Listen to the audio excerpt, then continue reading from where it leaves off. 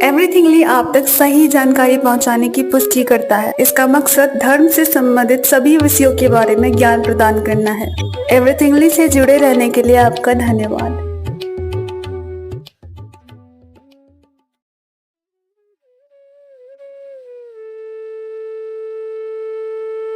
एवरीथिंगली आप तक सही जानकारी पहुंचाने की पुष्टि करता है। इसका मकसद धर्म से राधे राधे दोस्तों, कैसे हैं आप सब लोग। उम्मीद करती हूँ आप सब लोग कुशल मंगल होंगे।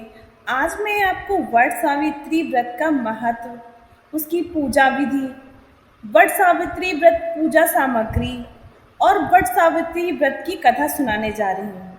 तो चलिए शुरू करते हैं। पुरानी कथाओं के अनुसार ज्येष्ठ महीने के कृष्ण पक्ष की अमावस्या के दिन ही बरगद के पेड़ के नीचे सावित्री ने अपने पति सत्यवान के प्राणों की रक्षा की। उसी दिन से सुहागिन महिलाएं अपने पति की लंबी आयु के लिए वट सावित्री का व्रत रखती हैं।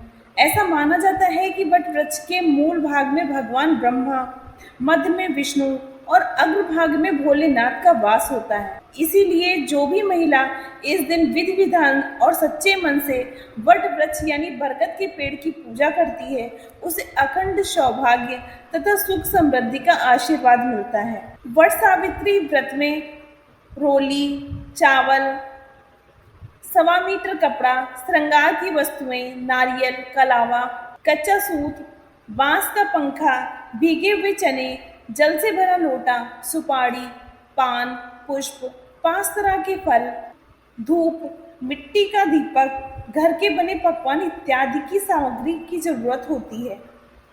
आइए जानते हैं इसकी पूजा विधि क्या है। व्रत वाले दिन महिलाएं सुबह जल्दी उठकर अपने काम और स्नान आदि से निवृत्त होकर स्वच्छ वस्त्र धारण कर 16 श्रृंगार करें।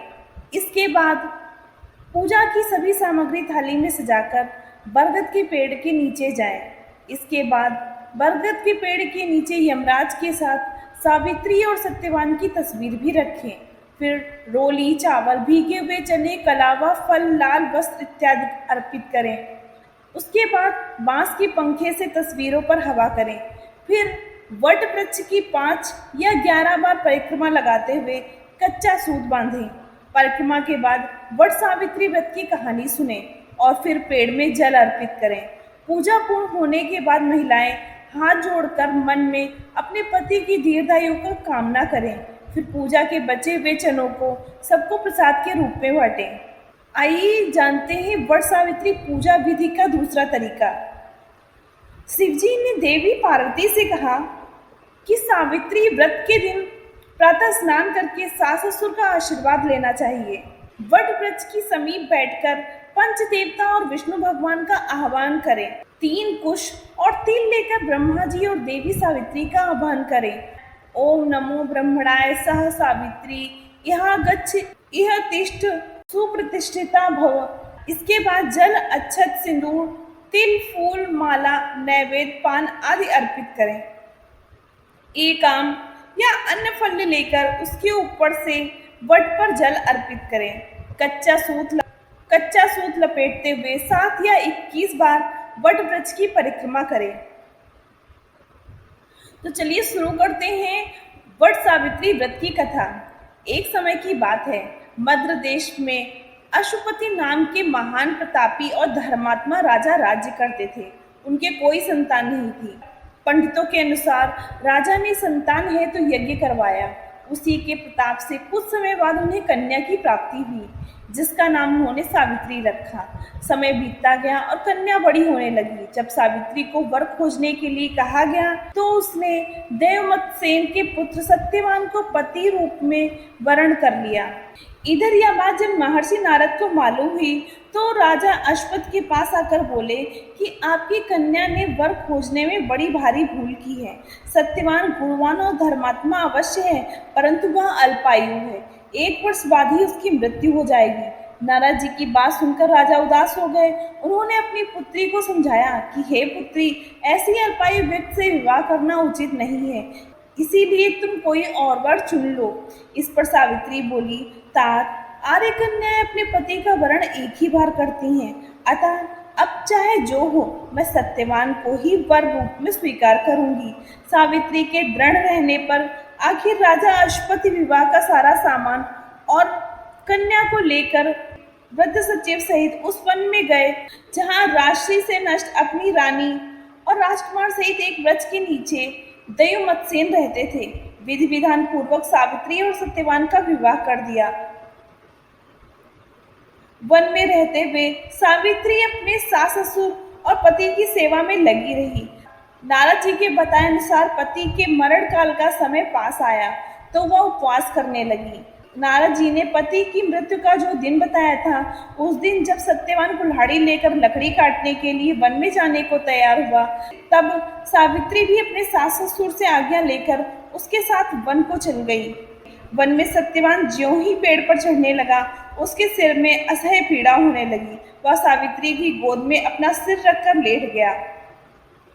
थोड़ी देर बाद सावित्री ने देखा कि अनेक दूतों के साथ हाथ में पाश लिए यमराज खड़े हैं। यमराज सत्यवान अंगुष्ठ प्रमाण जीव को लेकर दक्षिण दिशा की ओर चल दिए। सावित्री भी यमराज के पीछे पीछे चल दी। सावित्री को आते देख यमराज ने कहा, हे पतिपरायण, जहाँ तक मनुष्य मनुष्य का साथ दे सकता है, वहां तक तुमने अपने पति का साथ दे दिया। अब तुम वापस लौट जाओ। यह सुनकर सावित्री बोली, जहाँ तक मेरे पति जाएंगे वहां तक मुझे जाना चाहिए, यही सनातन सत्य है। यमराज ने सावित्री को धर्मपरायण वाणी सुनकर वर मांगने को कहा। सावित्री ने कहा, मेरे सास ससुर अंधे हैं, उन्हें नेत्र ज्योति प्रदान कर दे।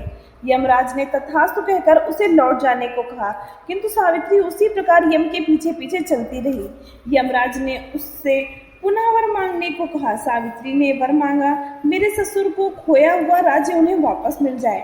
यमराज ने फिर से तथास्तु कहकर उसे लौट जाने को कहा, परंतु सावित्री अड़ग रही। सावित्री की पति भक्ति और निष्ठा देखकर यमराज अत्यंत द्रवीभूत हो गए। उन्होंने सावित्री से एक और वर मांगने के लिए कहा। तब सावित्री ने यह वर मांगा कि मैं सत्यवान के 100 पुत्रों की मां बनना चाहती हूँ, कृपया कर आप मुझे यह वरदान दें। सावित्री की पति भक्त से अत्यधिक प्रसन्न हो इस अंतिम वरदान को देते हुए यमराज ने सत्यवान को अपने पास से मुक्त कर दिया और वे अदृश्य हो गए। सावित्री अब उसी वट वृक्ष के पास आई। वट वृक्ष के नीचे पड़े सत्यवान के मृत शरीर में जीवन का संचार हुआ और वह उठकर बैठ गया। सत्यवान के माता पिता की आंखें ठीक हो गई, उनका खोया हुआ राज्य वापस मिल गया।